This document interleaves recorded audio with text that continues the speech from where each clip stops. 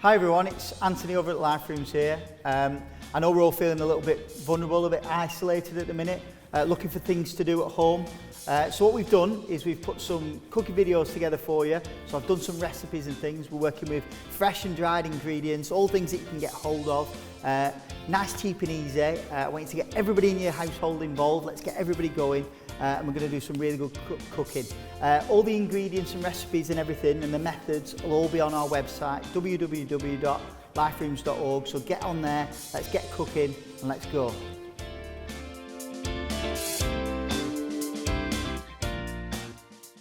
Right, hi everyone. So I brought you together today for a recipe. This is going to be a paella recipe.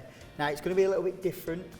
This paella doesn't have any fish or seafood in it. The simple reason being, at home I have family members that don't like fish, so I had to quickly adapt a recipe. So this recipe I've got mainly focuses on pork. However, you can substitute some of the ingredients for things like Quorn or chicken.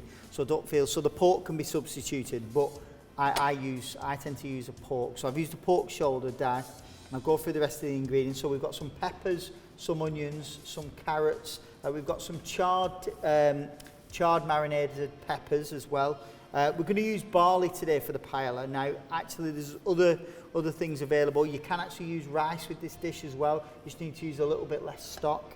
Peppers, garlic, rosemary, and chorizo. So there's loads of flavours going on. I've actually deliberately left saffron out of this recipe simply because it's a really expensive spice. So I've deliberately left that out. However, if you do have a little bit of saffron, that works really well in this dish as well. Okay, so like we've discussed in previous sessions, knife's really important. You need to get sure you've got a really nice sharp knife, preferably one with a curve on the blade as well. I'm going to show you some techniques and stuff on how to chop. So what we're going to do is we're going to start with chopping the peppers and the onions. I always work from vegetable to meat and work right through, okay? So in regards to the peppers, like I showed you on the other recipes, all we do straight through the middle, okay? With the peppers, the seeds there, all we're going to do, thumb right behind the seeds, and we're just going to push that forward, and you see there's very little waste, okay? Peel off any of the excess whites just from the pith in the middle, okay? And then we've got that there nice and easy, okay? All we want to do with that is, what you want to do is you just want to slice into roughly about 1 centimetre thickness, okay? And then all you're going to do is just cut again the opposite way, and we're looking for these nice little cubes, okay? We don't want them too small and too fine, okay, because if they're too fine you want to actually see them. We want a bit of colour in there in our dish, okay? Just move that to one side. With the onion, again, we're just going to do, I'm going to show you a nice simple way to dice with this one. So just again through the stem and then through the root, we're just going to cut at an angle, try and get rid of that. Peel that off. Any excess brown skin, we're just going to peel that away. Dead simple, straight through until we've got left the white part of the onion, nice and simply. Then all you want to do, dead simple this one, is just cut straight through like this, all the way along. And then what we're going to do is we're going to go across, and you can see we're just going to cut straight across, and we've got these nice chunky onions there ready to go. Okay, so once we've done that, we're going to get the carrot. So what we need to do with the carrot is we just need to take the top off, yeah, and then the tail, and then we're just going to cut through. Again, we're looking for this slightly chunky, but the carrots do need to be a little bit smaller. I'm going to chop them through, and then straight along. Nice and simply, keeping those fingertips tucked away nice and safely, and roll through, and there we have it. So that's the majority of the vegetables prepped, okay, ready to go.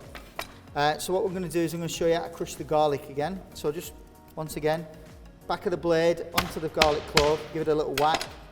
Remember what I said in the last sessions, you need to throw away that garlic crusher, get rid of it, you don't need it. It's too much washing up. So again, peel the garlic down. I'm going to use 2 cloves of garlic. So I like garlic in my dishes. You'll notice I'm quite heavy on my garlic, but it's good. It's a good blood thinner, and it's really good for you. Nice bit of flavour in there. And again, like I showed you in the last one, we're just going to chop through nice and steadily all the way through the garlic. Then what we're going to do is we're going to cut the other way, and then we're just going to crush that garlic down.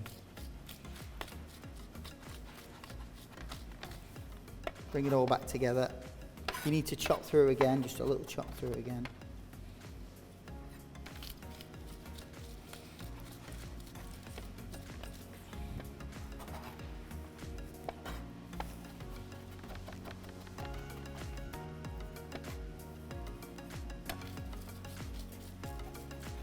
And there we go. Okay, so we've got the garlic, the vegetables there. Okay, so what you're looking for with the pork and the chorizo, you're looking for a medium-sized dice. Okay, so we're looking for that, and then we're looking for a nice similar-sized dice for the pork as well.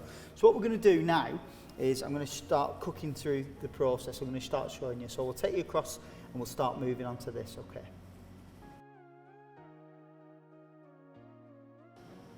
Right, welcome back. So we're ready to start the cooking now. So what we're going to do is we're going to start by cooking each section. So it does take, it's a bit of a process this that we need to follow. So what we're going to do is we're going to start with the pork. Okay, so I'm just going to move this chorizo out of the way, and we've got the pork here. It's cut nice into dice. So we've got a nice hot large base pan. So all you want to do is just pop that in. Okay. We'll get that all in. Move that out of the way. Okay. Now, top tip, so a lot of chefs will tell you either season before or after the dish. So I'm just going to put a little bit of salt on that pork. And what we're looking to do now is we're looking to caramelise the pork and get a little bit of colour on the actual pork. So we're going to toss that around. And it's good to hear that sound, a nice sizzling sound. We want that nice strong sizzling sound. It means the pan's nice and hot. And what we're looking for is we're just going to brown that off. Now what I'm going to do at this stage is add a little bit of rosemary, just a little bit, this nice washed rosemary. It's come out of the Life Rooms garden. It's all ready to go, so we're just going to pop that in there, just to give that pork a little bit of flavour. Now we've used pork shoulder, but you can use pork loin, you can use pork chops. It's entirely up to you, whatever's available, okay?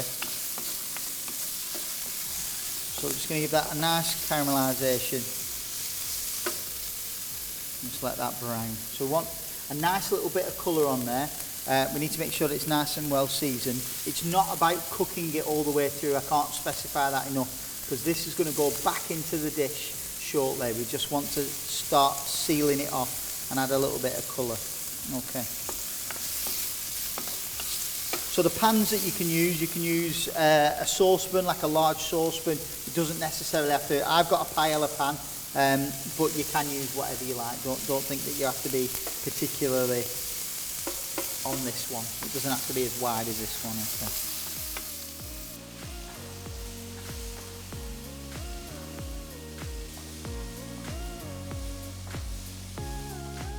Right, so the pork's sealed off now. We've got a nice bit of caramelisation on there, and what that's going to do is it's going to seal all the moisture in. So what I'm going to do is I'm just going to scoop all that out.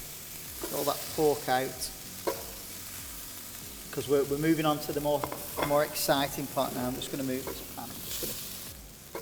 So we finished the pork off there, so that's great. So all the pork's sealed off and lovely. So what we're going to do now is we're going to start cooking off the rest of the ingredients. Okay. So the first one is this beauty, the chorizo. So we need this chorizo in there. Now the great thing about chorizo is it's got a lot of fat in it, and that fat is what you want, that fat to come out and allow you to saute off the vegetables as part of your dish. So as well, it's got loads of rich smoked paprika in there. We are going to add a little bit extra in there as well. So all you want to do is just start rendering the fat down and letting that fat come out of there. So we're just going to stir that around. After a short amount of time, what you'll see is the fat starts to come out lovely, and then that's when you can start to see what you can work with. So you don't need to add any extra oil or fat to this at all. Okay, so I'm going to add now my peppers,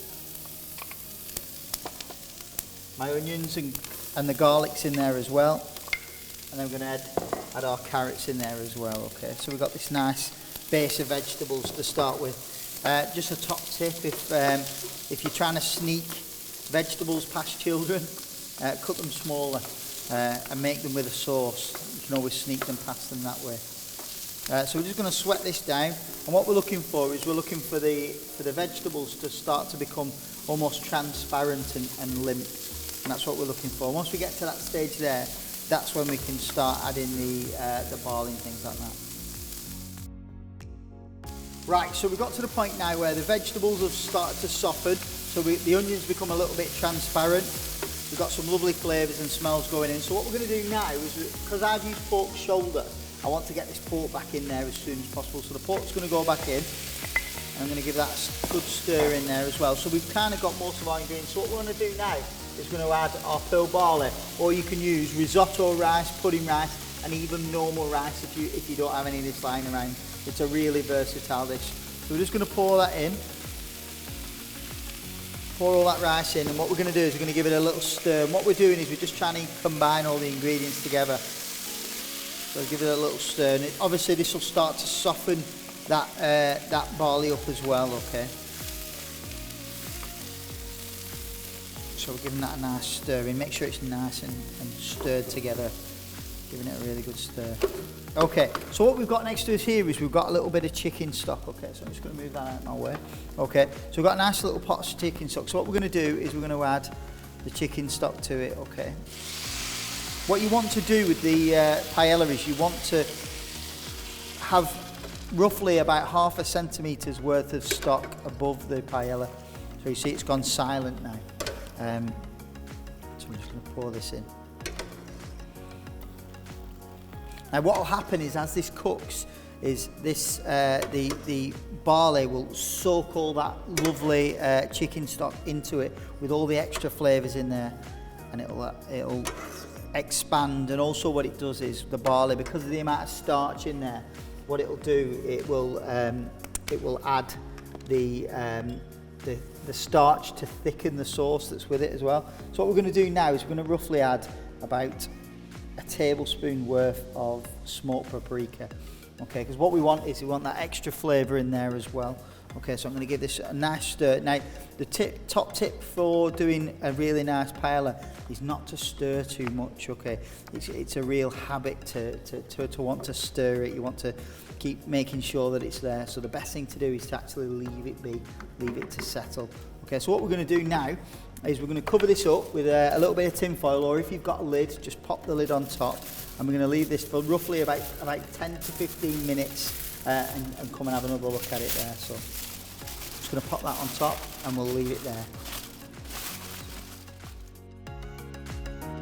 So we've been cooking now for about 20 minutes, so let's have a quick look at what we've got. So that's lovely. So as you can see, what's happened is a lot of that sauce, a lot of the stock has just been absorbed up by the barley, so it's nice and lovely. So we try not to stir the paella. We don't want to stir that now. What we want to do is we want to allow it to bubble away. So what I like to do to finish up, so what we're going to do is a nice little pinch of pepper. We're just going to sprinkle that black pepper on top. Yeah, and what we've got is some nice char grilled peppers. So you get these in a jar. You don't need to use these at all. And literally, we're just going to put them on top. Just literally litter them along. And just push them all on the top. Give that nice vibrant colour because we've got the reds and the yellows. Okay, now what I like to do is, so half of my family likes spinach and half don't. So what I like to do is a little bit of a half and half. So I've got this nice washed spinach, and all I'm going to do is I'm just going to layer this just nicely on the side of one half. Because my children won't eat spinach, they're a bit like that. So we're going to lay that on, and then all I want to do is just cover it up just for a couple of minutes now. Literally, all I want to happen is I want that spinach just to wilt with the steam of the paella. So we're going to give that a couple of minutes, and then we're going to serve. Okay, all ready to go. So we've given it a couple more minutes, just enough time for that spinach to wilt. So all you want to do is, and there we go, there we've got those lovely colours, those beautiful, the green, the nice steamed greens, and then we've got those lovely colourful peppers in there, all ready to go. And all I'd recommend you do to serve this is literally just plonk it in the middle of the table. Straight in the middle of the table, and let everybody dig in, spoons and all, everybody get in there. It's a really good dish, really simple. Please enjoy, take it home, have a little go, have a little experiment. Stay safe, stay in home.